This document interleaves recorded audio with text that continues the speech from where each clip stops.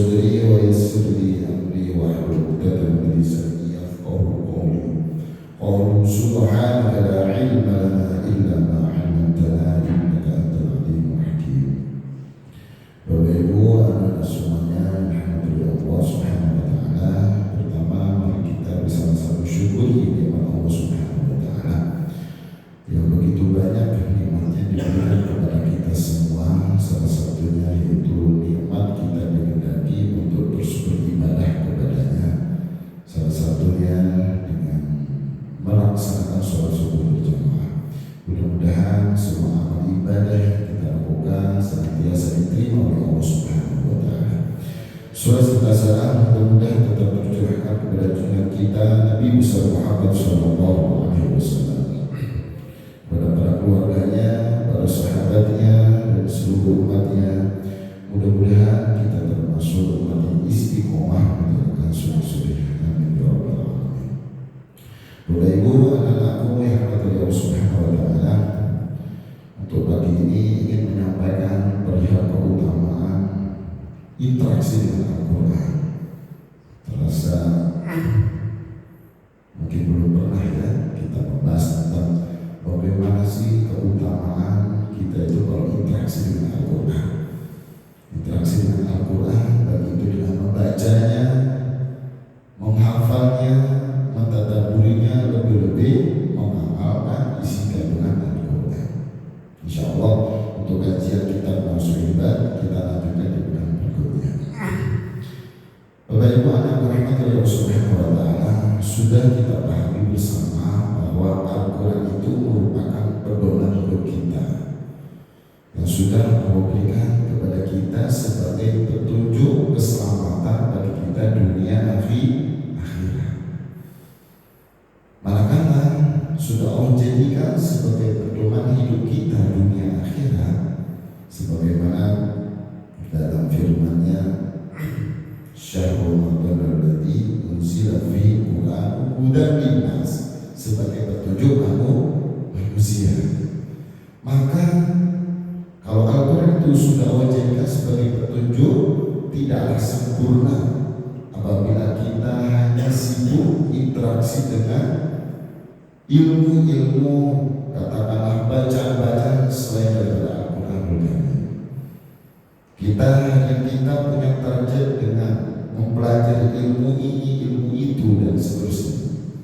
Membaca buku ini, buku itu, kitab ini, kitab itu, dan begitu target kita. Namun apabila kita tidak memiliki target untuk membaca Al-Quran, interaksi dengan Al-Quran belumlah sempurna. Maka ini yang betul-betul harus kita perhatikan agar kita itu betul-betul sama Allah dikasih anugerah yang lebih dalam perjalanan hidup kita di dunia ini, lebih-lebih nanti kehidupan di akhirat.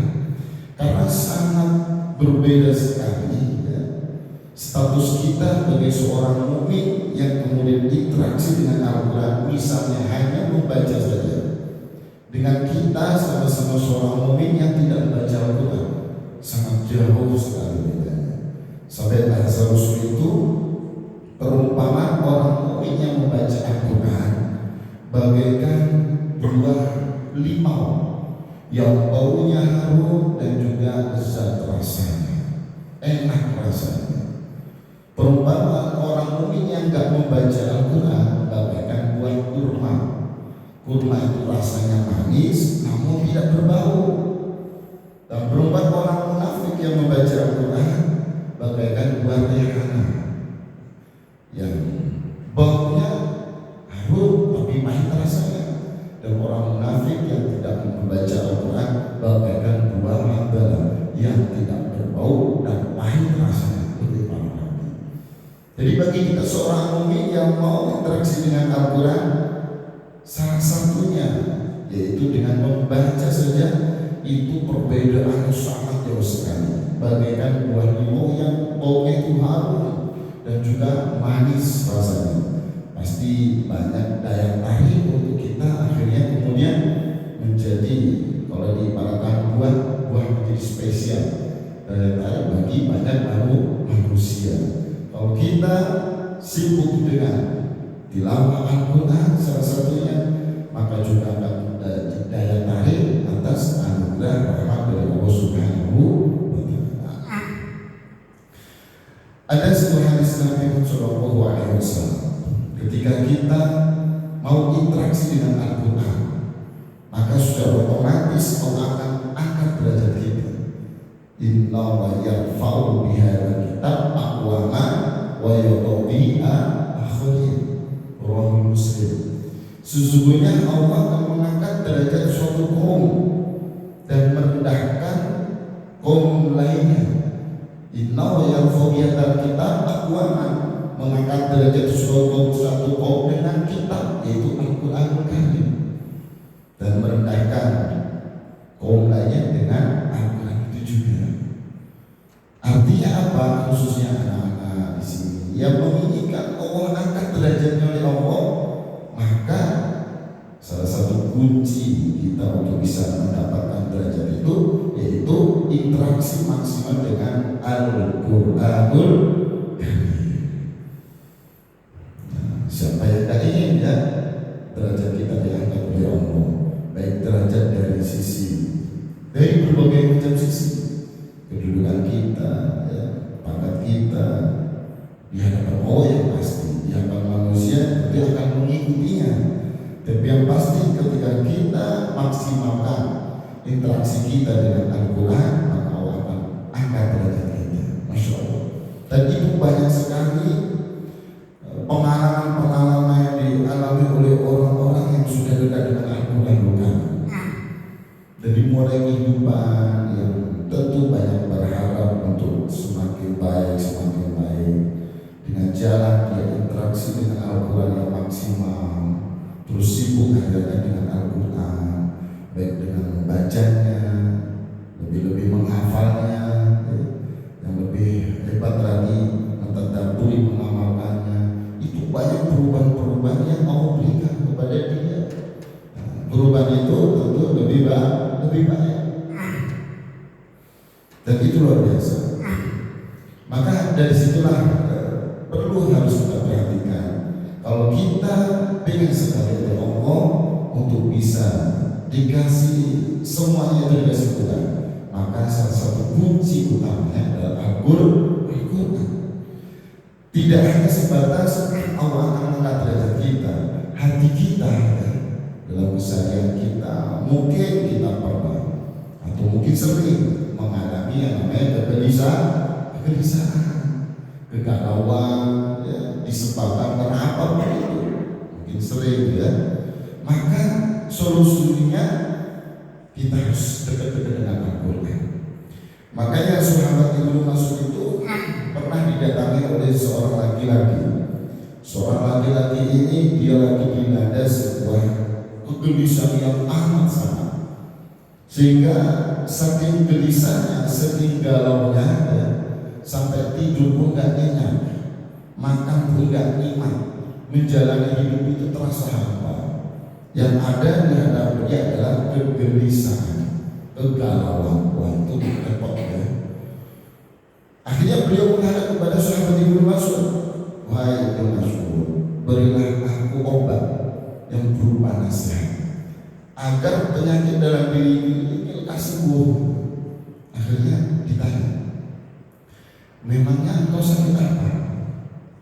Wahai Ibnu Mas'ud, beberapa hari ini aku merasa di dalam hatiku, dalam diriku selalu gelisah, selalu merasakan kegalauan. Maka di sini yang aku harapkan, sehingga sampai tidur pun gak nyenyak, makan pun gak nikmat, menjalani hidup ini terasa penuh dengan penderitaan, saking galau.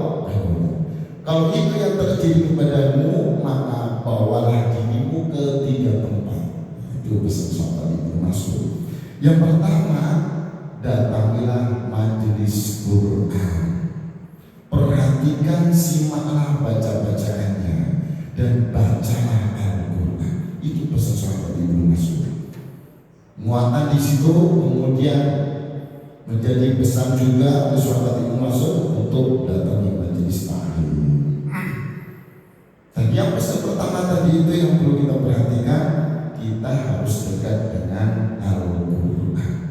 Ternyata sama seseorang yang tadi bertanya kepada sahabat Ibnu Mas'ud, setelah beberapa hari kemudian di jalan itu pesannya untuk terus dekat dengan Al-Quran, membaca Al-Quran, mentadaburi Al-Quran, lebih-lebih mengamalkan isi kandungan Al-Quran. Ternyata kembali lagi ke sahabat Ibnu Mas'ud menyampaikan, ternyata kegalauan, kegelisahan yang dialami hilang seketika. Bisa kita ilustrasikan, diri kita gelisah, galau karena ada masalah, galau gelisah karena ada problem. Begitu kita dekat dengan Allah, salah satunya melalui kedekatan kita dengan Al-Quran, Allah kasih selesai masalah kita, Allah kasih solusi problem kita, sehingga hati kita merasa tenang, damai, tentram, luar biasa.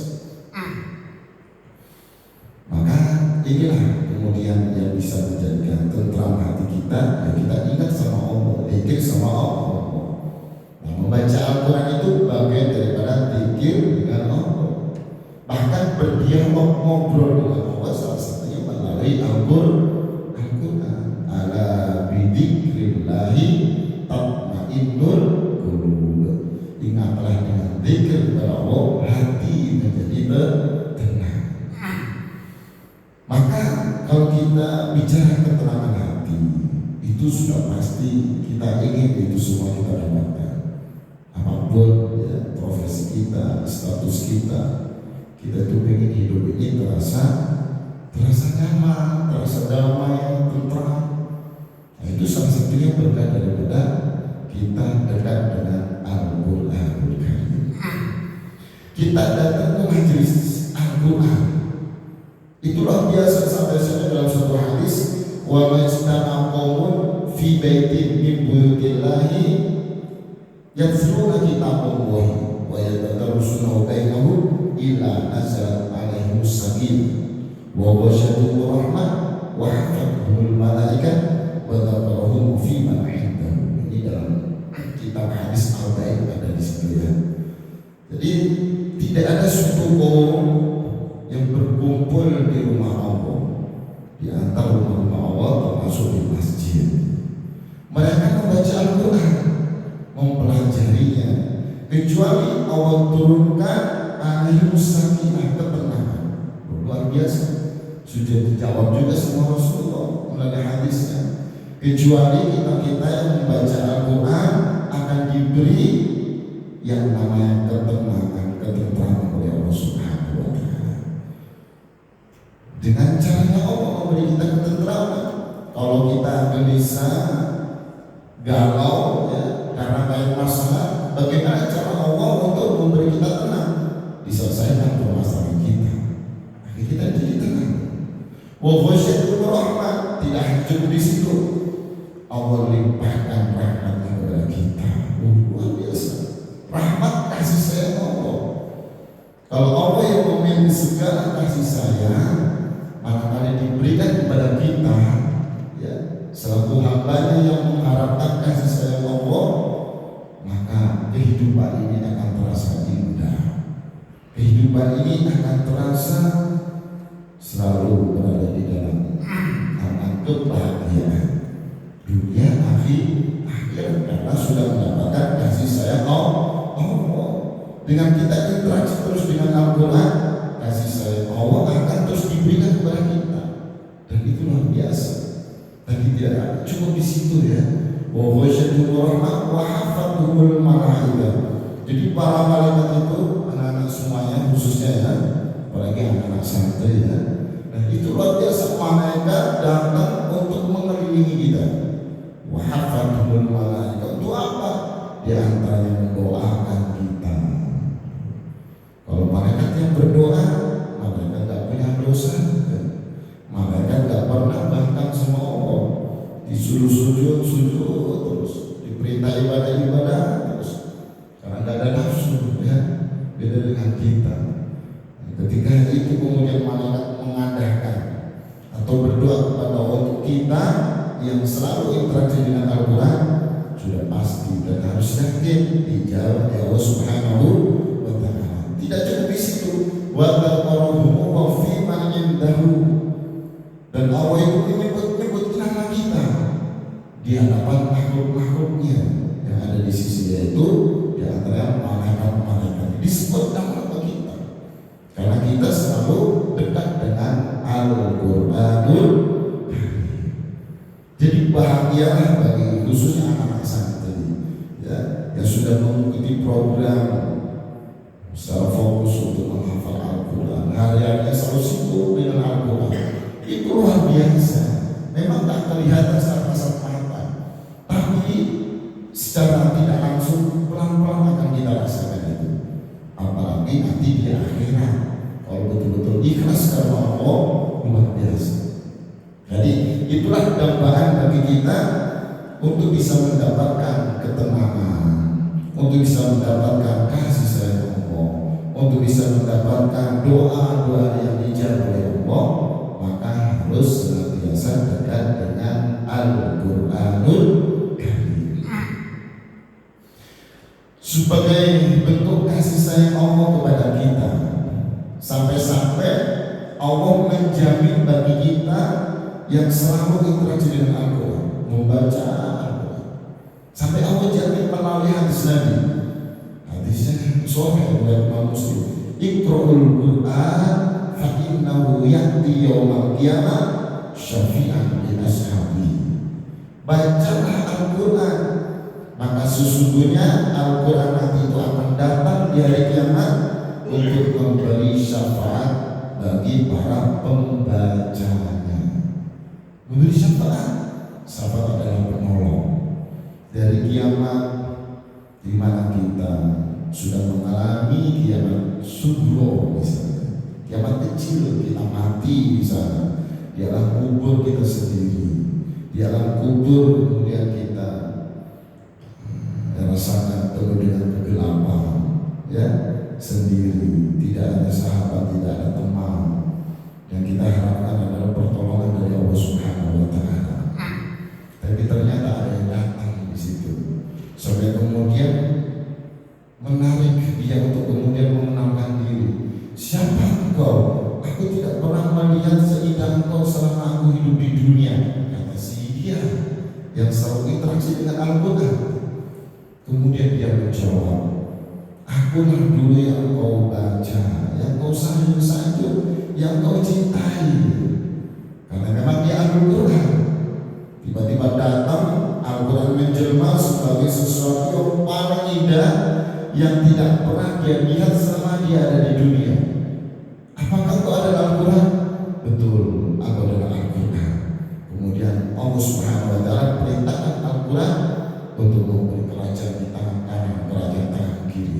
Begitu hebatnya bagi para ahli Quran, pencinta Al-Quran, dimuliakan oleh Allah Subhanahu wa Ta'ala, sehingga Al-Quran menjadi sahabat dekat kita. Tidak hanya di dunia menjadi persahabatan bagi kita, tapi di akhirat, di alam kubur, sampai alam-alam yang nanti akan kita lewati ya, sampai kemudian kita yakin dengan seyakin-yakinnya masuk surga Allah Subhanahu wa Ta'ala. Iqra wartaqi waratil kama kunta turaddu fid dunya fa inna manzilataka inda akhir ayati taqrabuha. Begitu kata Nabi Muhammad SAW. Iqra, bacalah, warta dan naiklah ke surga. Kita saat itu disuruh milih mau surga mana kita mau masuk. Surga berlevel-level, bertingkat-tingkat. Posisi kita sudah kebingungan mau memilih surga yang mana. Begitulah kira-kira kalau kita ilustrasikan sederhana seperti itu. Ikut naik, baca, warta dan naiklah.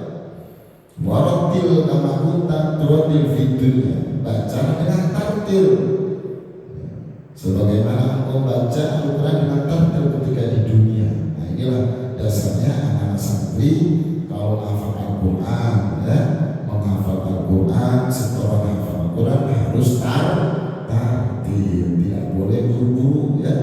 tidak boleh cepat-cepat.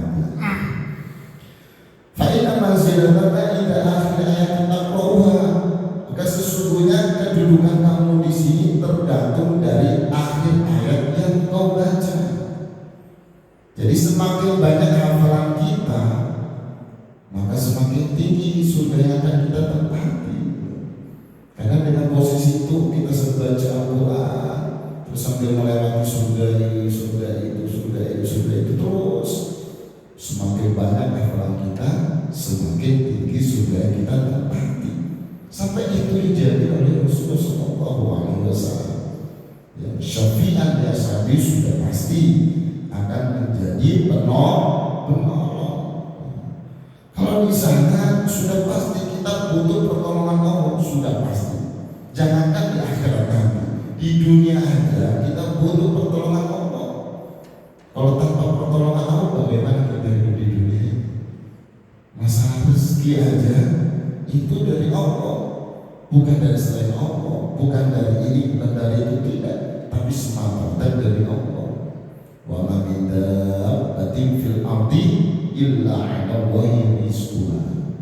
Tidak ada makhluk jelata di muka bumi ini kecuali rezekinya sudah dijamin oleh Allah. Rezeki aja sekecil apapun. Rezeki tidak hanya berupa materi ya, kesehatan rezeki, bisa menggerakkan tangan rezeki, bisa melangkahkan kaki rezeki, semangat ibadah rezeki. Yang kecil itu bagian daripada rezeki dari Allah. Itu pun kita butuh di dunia. Kita nggak mungkin bisa hidup di sini tanpa ada rezeki dari Allah. Kita tidak mungkin bisa merasakan kenikmatan hidup tanpa ada rezeki dari Allah. Di dunia aja butuh rezeki Allah, apalagi di akhirat nanti. Yang suasana apalagi momen ketika di padang mahsyar. Yaumul Ba'ats, ketika hari pembangkitan, terus kemudian dikumpulkan di Yaumul Mahsyar. Ada kemudian Yaumul Mizan, timbangan amal, Yaumul Hisab, hitungan amal. Terus kemudian melewati namanya pembatas Shiratal Mustaqim. Ada yang merangkak, ada yang kemudian ngesot, begitulah ya. Ada yang secepat kilat, ada yang terbang, macam-macam, tergantung amal, tergantung amalnya. Maka ketika proses kita melewati perjalanan hidup panjang, kok ada sahabat yang selalu setia sama kita, yaitu menjadi penolong bagi kita di alam kubur misalnya, alam penantian sebelum datangnya hari kiamat. Di sana yang kita nggak begitu baik ya, begitu seperti apa itu? Yang pastinya di sana itu ya kita sangat-sangat butuh pertolongan Allah. Allah memberi pertolongan kepada kita, di antaranya ada pertolongan melalui Al-Quran, akan menjelma sebagai orang, sebagai sesuatu yang senantiasa menjadikan kita tenang, damai, dan begitu luar biasa. Itu adalah Al-Quran. Maka betul-betul harus menjadi perhatian kita. Kita belum bicara pahala ya. Ini baru bicara dari sekecil apa yang kita dapatkan merupakan anugerah dari Allah, buah dari kita interaksi dengan Al-Quran. Kalau kita bicara pahala, nggak dilakukan lagi, nggak dilakukan lagi. Kalau kita bicara pahala, mangkoro Al-Quran harfan min kitabillahi farobi hasanatu wal hasanatu bi asyri amthaliha. La aqulu alif lam mim harfun, lakin alif harfun, lam harfun, mim harfun. Begitu kata Nabi. Barang siapa yang membaca Al-Quran satu huruf, di satu huruf. Kalau udah hafal misalnya baca Al-Quran satu halaman itu berapa huruf? Satu juz, waduh berapa huruf kira-kira ya? Apa ya? Apalagi 30 juz, waduh berapa huruf? Dan sekali baca Al-Quran satu huruf, maka baginya ada satu kebaikannya dilipatkan menjadi 10 kebaikan. Berarti satu huruf itu kita akan mendapatkan 10 kebaikan. kebaikan. Kata Rasulullah, la aku tidak menyampaikan alif lam mim harfun.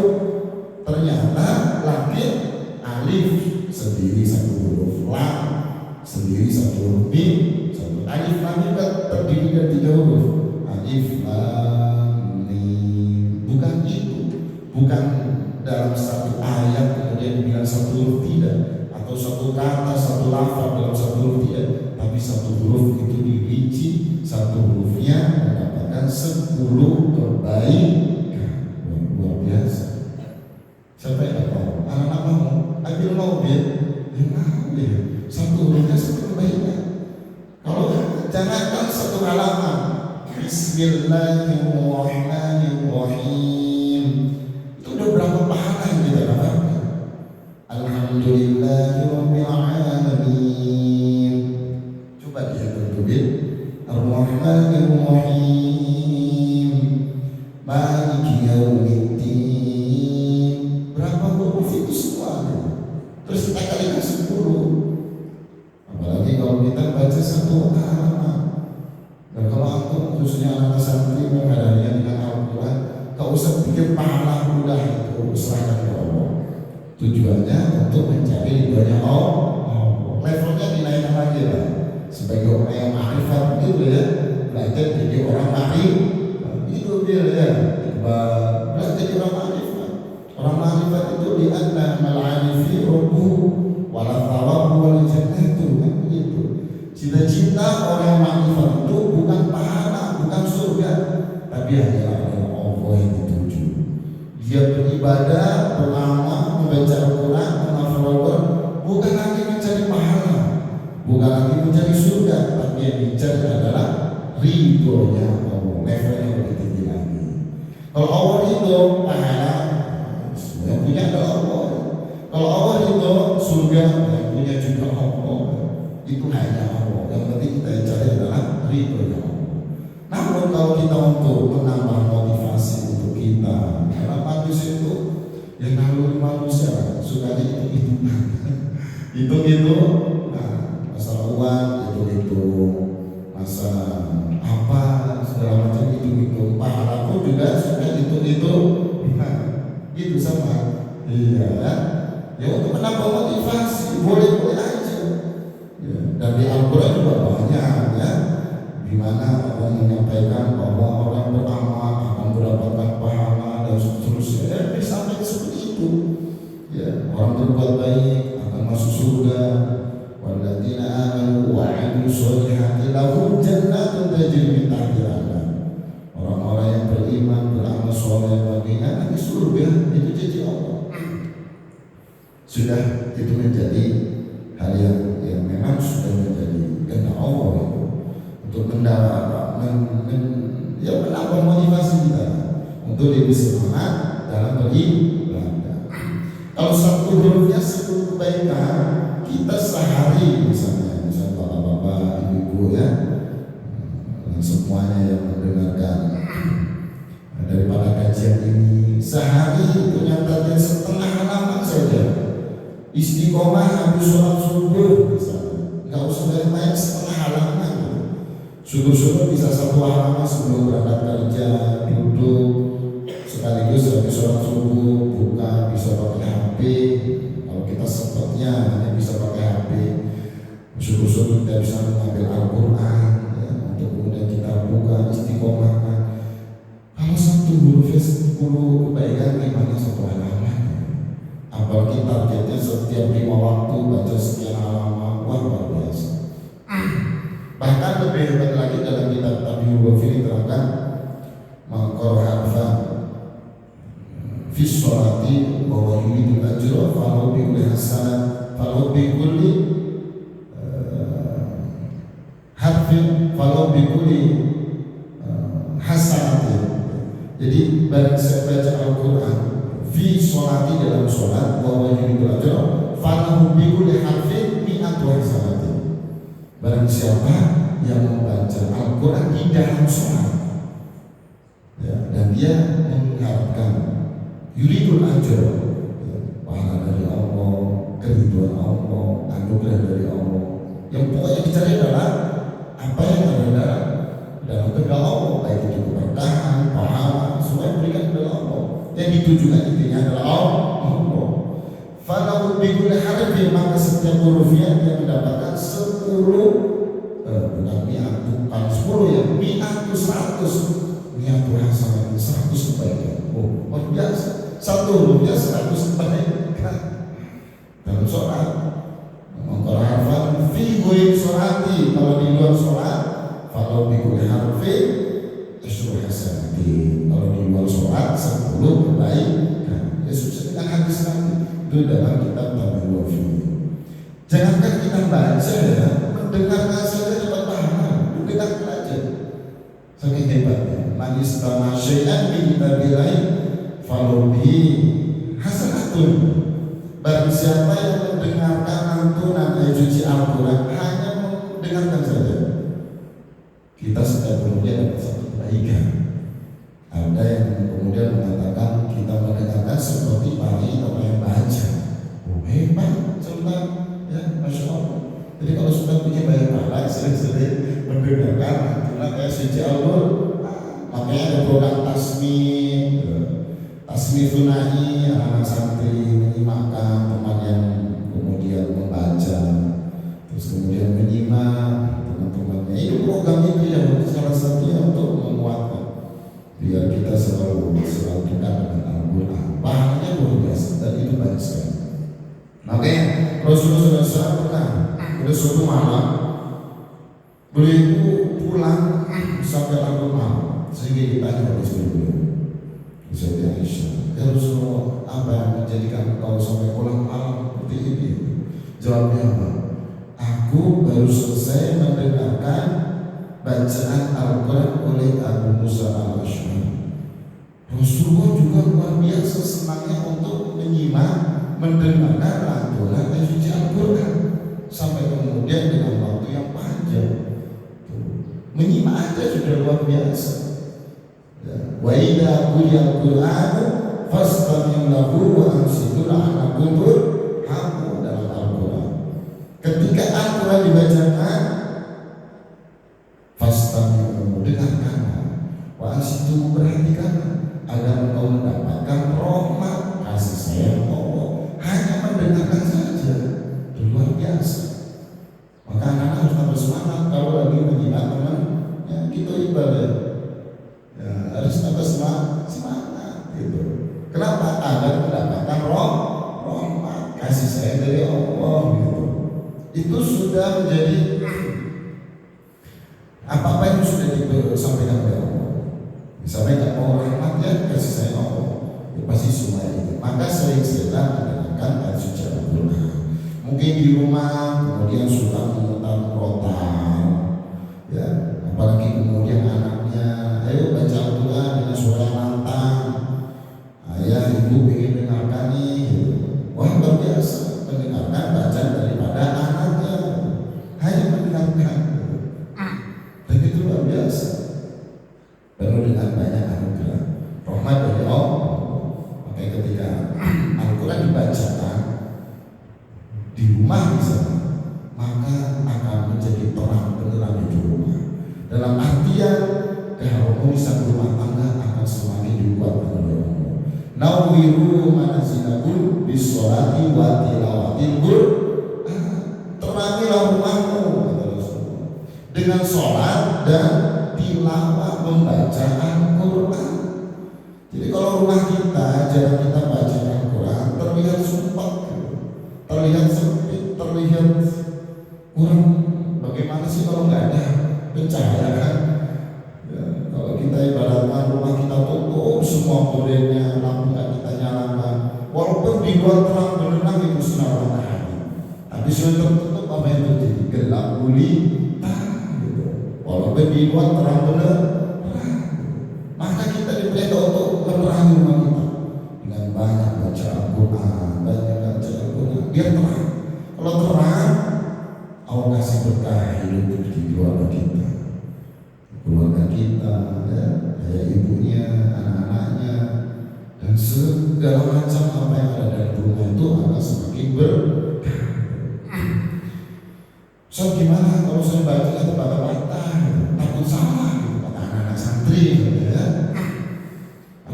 Gimana dengan baca Al-Quran? Harus bagus. Kalau nggak bagus bacaannya malah takut dosa gimana? Nggak perlu khawatir. Namanya baca Al-Quran pasti akan ada berkah, akan ada pahala yang besar. Alladzi yaqra'ul Qur'an wa yata'aqqafu fi wa huwa 'aisyatul lahu ajrun, mana dapat pahala. Barang siapa alladzi orang yang baca Al-Quran dan dia terbata-bata baca Al-Quran. Nah ini ya, bagi anak santri barangkali ada terbata-bata, nggak perlu khawatir. Orang yang baca Al-Quran terbata-bata baca Al-Qurannya, dia akhirnya merasa berat ya. Bahwa syakul lahu ajrun berat. Karena apa? Ya karena dengan sungguh-sungguhnya dia baca, walaupun sampai terbata-bata, belum mahir gitu ya, belum terbata-bata. Wa syakul lahu ajrun, yang mana dapat dua pahala. Ajrun tidak hanya ajrun satu, tapi dua pahala. Ajrun ditandai alif dan nun ya, menunjukkan tasniyah utama, dan dua di situ, dua pahala membaca Al-Quran dapat pahala sungguh-sungguh walaupun terbata-bata dalam membaca Al-Quran. Jadi luar biasa baca Al-Quran ya, terbata-bata pun kita akan dapat bagian. Maka tidak ada alasan bagi kita kemudian kita nggak mau baca Al-Quran. Tidak ada alasan bagi kita kemudian kita nggak mau interaksi dengan Al-Quran. Kita salah-salah bacanya pun masih dapat pahala. Apalagi ya pasti kita dituntut untuk terus belajar ya. Talabul ilmi fardhun 'ala kulli muslimin. Kita perintahkan untuk menuntut ilmu, mencari ilmu karena wajib ilmu membaca Al-Quran. Yang tadinya berbeda-beda kita belajar tasik jadi lebih bagus, lebih baik. Luar biasa. Dan Masya Allah itu terbata-bata. Kalau kita mahir ya seperti Salman, Iqbal, Sulami, ya semuanya ya, Sultan ya, Ambil, mahir baca Al-Quran misalnya. Walladzi yaqra'ul Qur'an wa huwa mahir bi ma'safaratil kiramil bararah. Itu seperti ya, orang yang baca Al-Quran dia mahir dalam membacanya. Mahir seperti kayak Iqbal, ya, bacaan bagus. Terus ya, semuanya kan, ada Umar, ada Fajar, sebelumnya itu semua ya, ada Rafi, ya, ada Asep, ya, ada Rafi, ya. Walaupun sebelum ngantuk ya Rafi ya, ya, ya gitu. Nah, orang yang baca Al-Quran dengan mahir ya, dan dia bersama malaikat yang mulia dan lagi taat dengan Allah Subhanahu wa Ta'ala. Kehidupannya itu luar biasa. Orang baca Al-Quran mahir masa farodil kiromil bararah, bersama malaikat-malaikat yang mulia dan taat, lagi taat dengan Allah.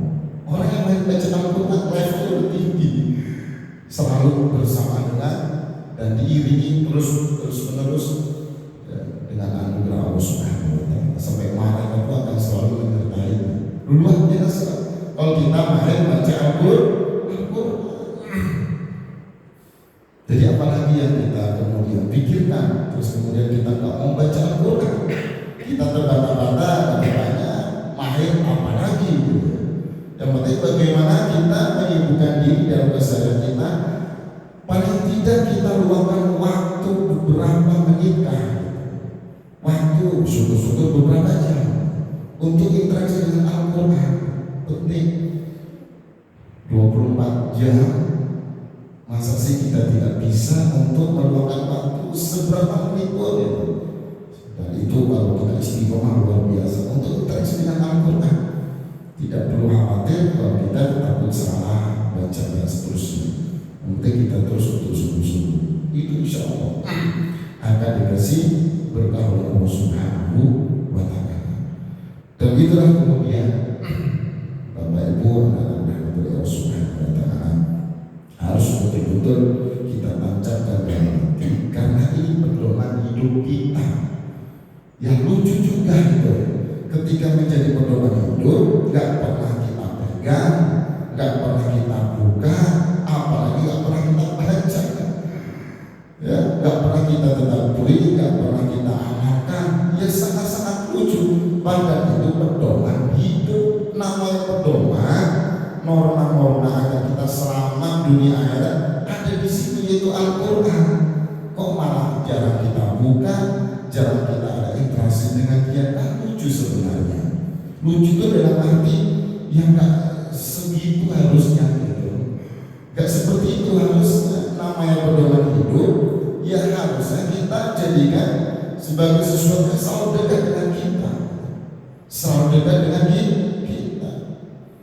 Dan pastinya kalau kita akan terus interaksi dengan Al-Quran, gak cuma kita yang dapat berkahnya, orang-orang sekalian kita akan dapat berkahnya. Ayah ibu kita udah pasti, ya, udah pasti akan dapat, ya. Sampai sampai kemudian di hadis Nabi itu. Nah, ini yang terpampang di ini banner ketika antum tasbih itu bagaimana? Ketika antum ya, membaca Al-Quran, menghafal Al-Quran, menjaga dari haram-haram, ya.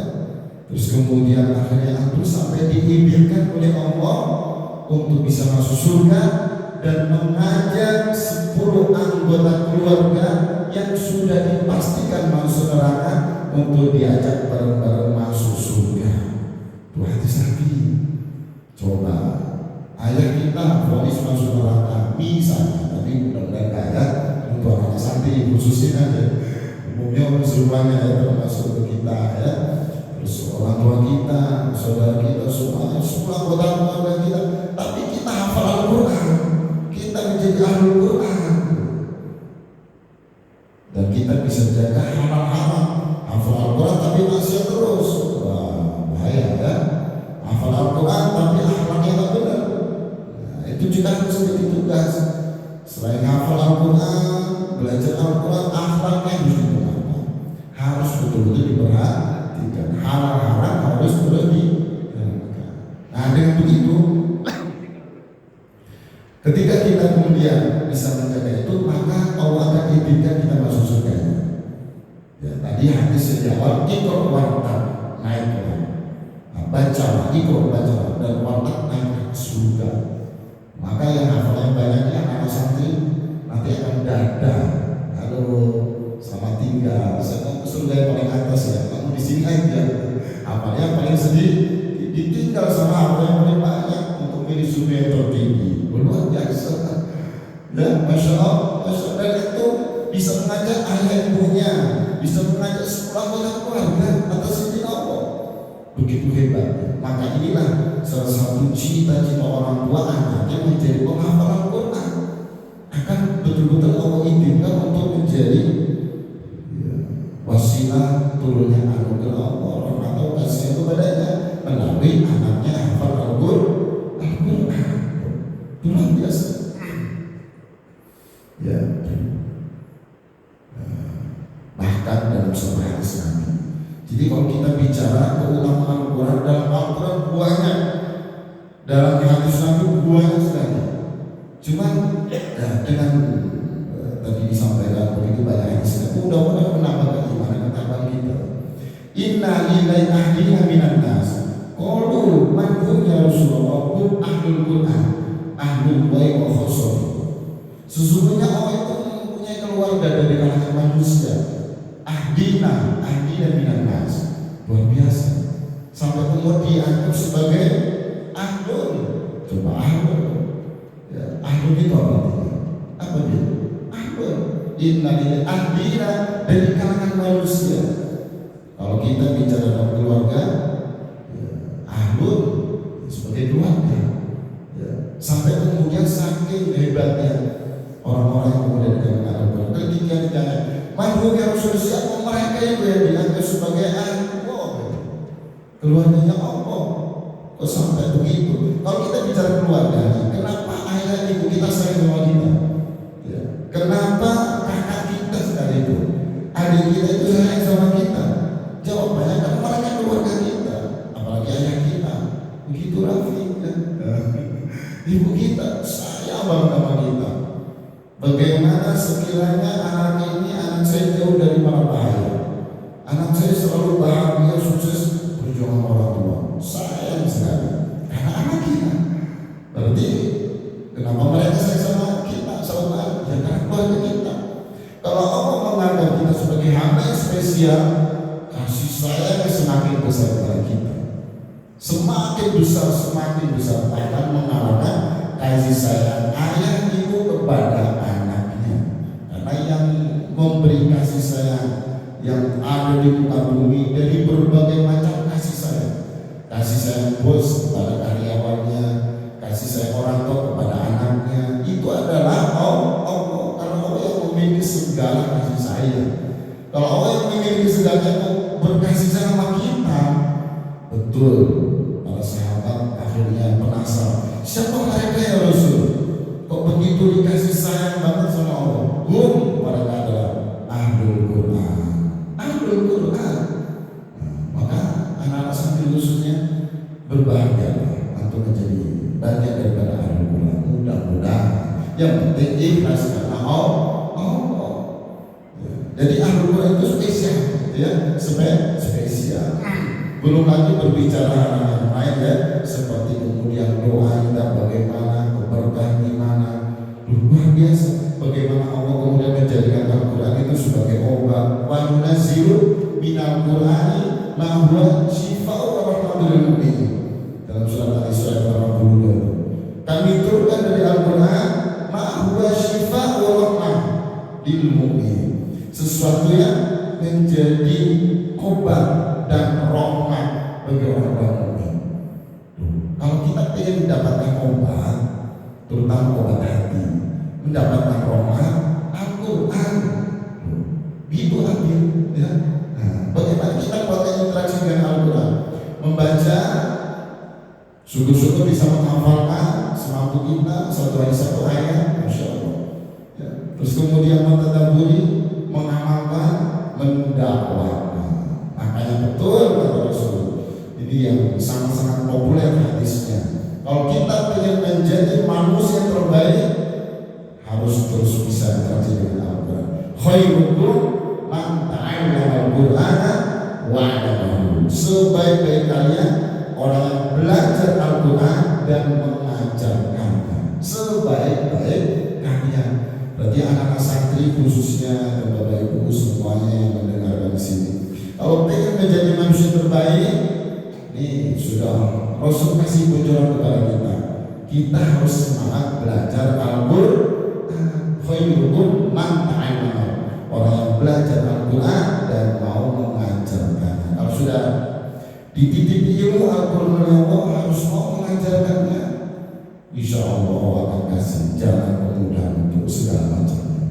Dan itulah kemudian menjadi kita betul-betul lebih dekat lagi dengan Al-Quran. Insya Allah inilah kedepan hidup kita, karena Al-Quran merupakan induk daripada ilmu. Segala macam ilmu di muka bumi induknya adalah Al-Quran.